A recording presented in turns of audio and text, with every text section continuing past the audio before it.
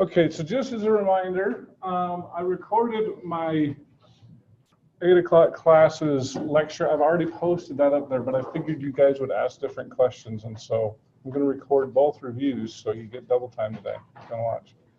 So Carl had a question before class, and I told him it was such a good question, I wanted it recorded, and so ask your question.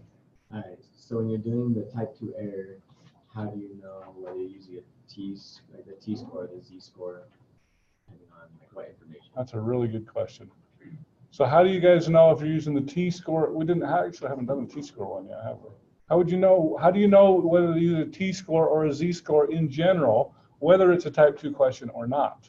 Population standard deviation. Do you know the population standard deviation? And if the answer is yes, it's a z, and if the answer is no, it's a t, okay? That's going to be the case, so that's not really a type 2 question, that's just how do you pick the right distribution, okay? But it could apply to a type 2 problem, okay?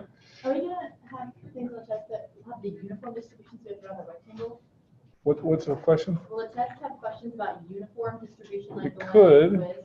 Not on purpose probably, but it could. Even tripped me up today. I want to get this question here. Russell. Repeat that one more time, though. Repeat what? How do you know whether to choose the T or the Z? Yeah, the population standard. Do I know the population standard deviation? So you should always ask yourself, do I know the population standard deviation? If the answer is yes, it's a Z. If the answer is no, it's a T. Oh, that's a good question. Does sample size have to be over 30? Unless it states in the problem, well, that actually came up today in the previous class. There was a sample size of 12, but the problem stated that it was normally distributed. And so, yes, you can get away with smaller sample sizes, but you should read in there that it's normally distributed. If you don't read in there, what should you do, technically? A QQ plot, or yeah, well, if it's a small sample size, a QQ plot, because the histogram's not going to cut it. Okay. All right, go ahead. I was just asking for 10.6. So if the null, for example, is p is less than 0.5. Okay, so the null is p is less than 0.5. Or no, sorry, p is equal to 0.5. Okay, I was going to say that would never be the null. If it is, oh my gosh, you're in trouble. Okay. The null is p equals 0.5. The alternative p less than 0.5. Okay. My question is at the end of the problem, if it's less than like that, will you always do 1 minus whatever your p value was? Okay. You're going to get into here, and I'm going to say no. It's not an always. Okay. That's why drawing the picture, an accurate picture, because people can draw pictures, and that's why they get it wrong. I was working with somebody from the other class, and he drew the picture wrong, and so therefore he got the problem wrong. So,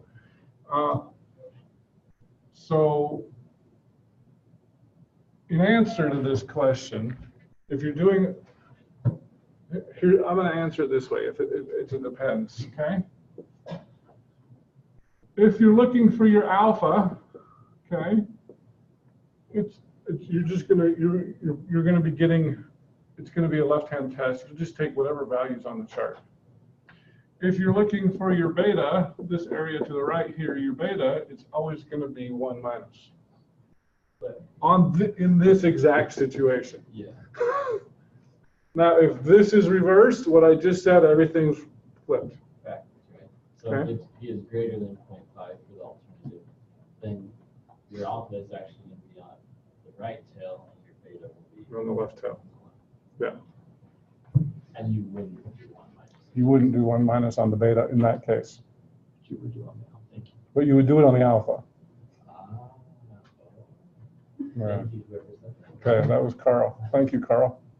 Christopher. Okay, so what if you're like doing your survey or whatever, and you find out that p is actually greater than 0.5, so it's not good. Say it again. So say you were doing like your survey in the real world, and you actually find out that p was greater than 0.5. Okay, so your alternative was p is less than 0.5, but when you got your p hat was 0.6, let's say. Okay? So in this case, if I'm drawing this, you're talking about the type 1 or the type 2 error? I mean, it's neither. Neither? Well, Because it's neither I don't the understand null your nor the question. alternative. okay? So in this case, we think that P equals 0.5. Our alternative is P is less than 0.5, okay? So we think, so if this is our alpha equals 0.05 in this case, okay? And I got a value of 0.06, well, I'm still going to take this area to the left. So it would still be, In this case, your p-value is going to be greater than, excuse me, 0.6. Your p-value is going to be greater than 0.5 because this is your 50% mark. I don't know what my standard deviation is yet, but I know that my p-value is going to be greater than 0.5. And if this is 0.05, then I'm going to do not reject. Do not reject, and I'm going to say there's not enough evidence that p is less than 0.5. but there's evidence that the null is not true as well. Yeah, and so that becomes an issue. And so that's why in the real world, people don't use a less-tailed test, they use a two-tailed test. Because in a two-tailed test, if my alternative is wrong, then I can still prove that wrong. Yeah. And so, yeah, in the real world test, in the real world, especially a computer, it always does a two-tailed test on Z or T. Not so much on chi-square because it's a lot harder to find a p-value on a chi-square test because it's not symmetric. Okay? What's the equation for a QQ plot again?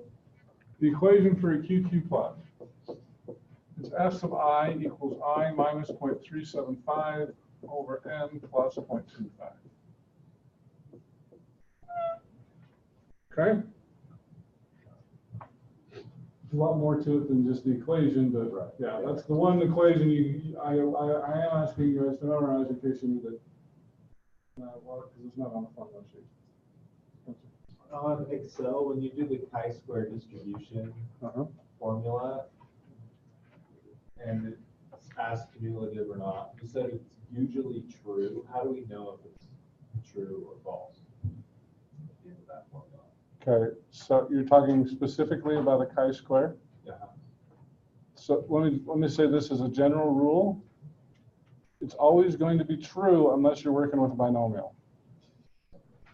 The binomial is the one where you have to really think about it. All the other ones, it's always going to be true. So that's probably an easier rule than what you asked. But okay, Caitlin. So I was looking through my notes and like studying last night, so I'm just stuff in the class today. And like it looked as if we skipped 10.4 and 10.5 because like I realized I didn't have anything in my notes on like extensively on chi-square. We did skip 10.5. We didn't do 10.5, but we did not skip 10.4. Oh, okay, well. I think that was the day that we ended up talking about other stuff for too long, and then you said, "Go watch the video." Okay. Because we only spent like 5 minutes on it. Yeah, I was wondering because like so on the quiz we did, like I used chi-square because I looked at the different things that were available and different formula to use, right? But like generally the only notes that I have on when we should or should not use chi-square is if there's a variance. If we're looking for a variance between like sigma. Yeah, so all we've learned up to this point as far as the chi-square test is if you're doing a variance or a standard deviation test. It's really a standard deviation test, but oh, well, yeah. We will learn other tests in the future, but we haven't learned them yet. Okay, so is that going to be on the test like a lot or just? Is what going to be on the test? Is that? Is what going to be on the test? Like scenario derivative to like use the chi-square. Yeah. When would you use it? So far from what we've learned, when would you use a chi-square test? Just provided with standard and they're not provided with the population and sample. Not exactly. What did you say, Shay? Find the population standard deviation. Find it? It's not exactly correct You have to either. claim that your population. We're doing a hypothesis test on standard deviation. So then what's meant by variance? Can you kind of like? What's the difference between variance and standard deviation? Standard deviation squared is the variance. So let me just mention this. If you can please watch today's the other classes test review. One of the students asked me about a two-tailed test for standard deviation. I purposely did not assign one of those because you can't find a p-value. You cannot find it. Okay. It was a good question. You do this. That was the one case where you kind of have to do the classical method. I won't give you a two-tailed hypothesis test on standard deviation, but it was a good example because you have to use the classical method where you're finding the critical values. I'm not planning on giving you one of those, but it is very good information, kind of just for your knowledge. So, yes. Can you just like write down which tests we've covered, like with the Z test and the T Well, test? let's see. So 10.2 Like the part 3. 10.2 was a hypothesis test for proportions, wasn't it? Pretty sure that's right. Which is going to be a Z test, Z equals P hat minus P over the square root of PQ over N. 10.3 was on means, okay? It's either Z equals X bar minus mu over sigma over the square root of N, or it's T equals X bar minus mu over S over the square root of N. And the difference between those. The difference between those is, do I know the population standard deviation? That's the difference, okay? 10.4 was on standard deviation. That one's going to be chi squared equals n minus 1 times s squared over sigma squared, okay? So even though and so this kind of goes back to Caitlin's question, even though we're testing the standard deviation, we're using the variance actually to test it, okay? 10.6 was type 2 errors. There isn't a specific equation to use. It's going to be one of those 4 that we just taught you, though, because I just listed already. And you're probably going to have to use it multiple times. Probably, I won't give you a type 2 on a standard deviation, though. So really just these 3. And then 11.1 was on 2 proportions. And that one is going to be Z equals P hat. This is one I don't remember as well, minus P over the square root of, no, it's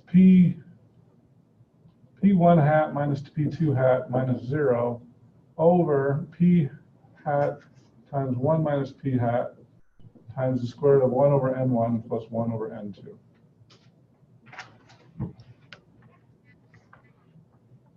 So those are all the equations. Did I get that on there? Oh yeah, I just cut off a little bit there. Those are all the equations. I don't think that's an exhaustive list, but it's a pretty good list. These are probably all the equations that you should be very familiar with that are very likely to be used on the test. There could be other ones, but they're not as likely. But definitely these, I would think, would be on there. Do you think we'll have to use a QQ plot on the test? I don't think so. Not on purpose. Did you put the Excel codes next to The it? Excel codes. Yeah. Okay, so this one's probably going to be a norm S dist. It could be a norm S inverse. This one will also be, so that's for this one, and it's also for that one. This one will be T dot dist or T dot dist two-tailed. Is there a T dot dist dot right-tailed? I can't remember. I think there is. I can't remember. T dot inverse, T dot inverse, two-tailed. I don't know if there's a right-tailed. I'm going to put this. I don't know if these are legit commands. You'll see them. I mean, you know, when you start typing, you'll know what they are. This one's going to be chi square dist and chi-square dist dot right-tailed and chi-square inverse and chi-square inverse dot right-tailed. This can also be a norm S dist. That one.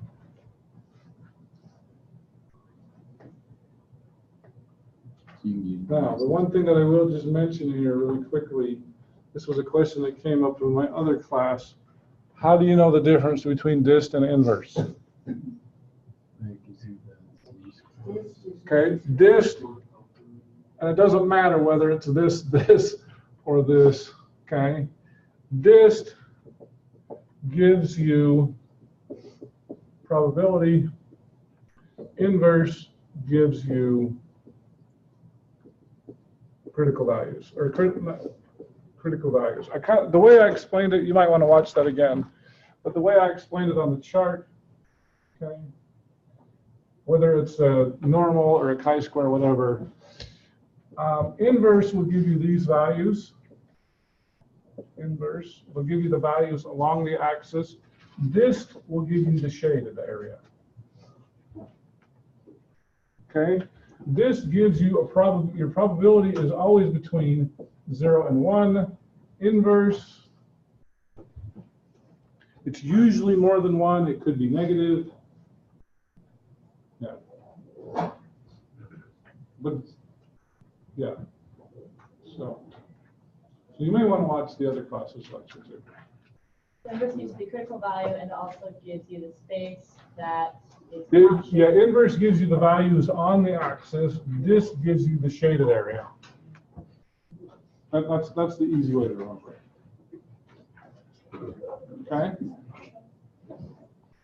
All right.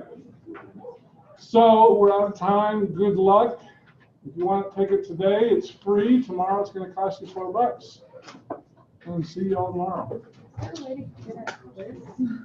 You want your quiz? If you let me type it in really quickly, I'll give it to you right now.